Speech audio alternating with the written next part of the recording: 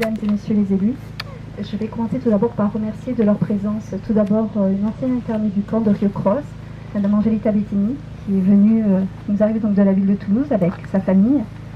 Je voulais également remercier la présence de la fille d'une ancienne internée du camp qui s'appelait Perla Bloom, et qui s'appelle, donc sa fille s'appelle René Bernard, qui elle est arrivée aussi de Paris.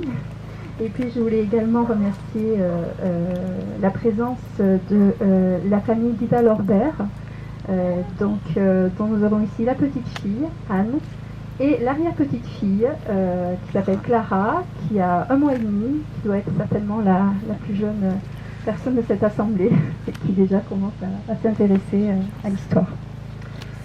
Voilà, notre association existe depuis un certain nombre d'années maintenant. Elle agit pour la mémoire du camp de Rio Cross, dont l'histoire est entièrement liée à la déportation. Nous faisons chaque année une manifestation pour parler du camp. De bulletins, nous avons réalisé les panneaux qui sont sur le site. Nous avons établi aussi une liste d'environ 1000 noms de personnes internées dans ce camp, des hommes, des femmes, des enfants. Cette année, nous avons ainsi pu répondre avec précision à plusieurs demandes de familles désirant davantage savoir l'histoire de leurs proches. Si je fais cette énumération, c'est pour montrer que nous ne pensons pas que la mémoire est un mausolée, mais bien quelque chose de vivant. Une mémoire vivante, car pour beaucoup de familles, persiste ce désir d'en savoir davantage. Une mémoire vivante, car nous tenons à nous souvenir dans ce pays qu'il y eut des déportations. De l'État français, les dommages au juste de France est une cicatrice dans l'histoire de notre pays et dans notre mémoire nationale.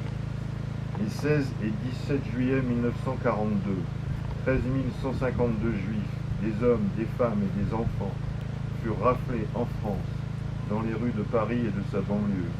Ils furent raflés par la police française, aux ordres des Allemands, avec la complicité du gouvernement et de l'administration de l'époque. Ils furent parqués à Drancy, leur manque à ses idéaux les plus essentiels, tentèrent de sauver des vies au risque de perdre la leur.